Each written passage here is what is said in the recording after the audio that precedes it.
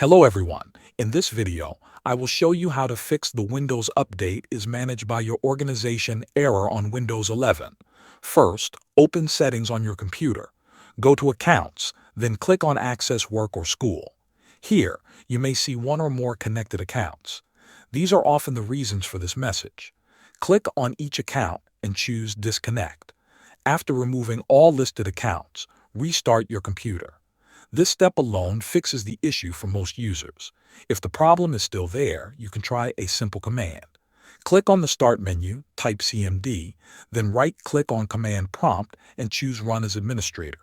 In the command window, paste this command and press Enter. scconfig trusted installer start equals auto. This will reset an important Windows service back to its default state. Close the window after the command runs. If you are using Windows Pro or Enterprise, you can also reset group policy settings. Press the Windows key, type GPEdit, and press Enter.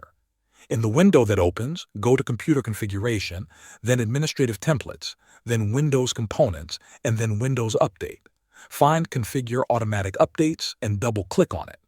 Set it to Not Configured, then click Apply and OK. Restart your computer one more time. The message should now be gone, and Windows Update should work normally. Thanks for watching.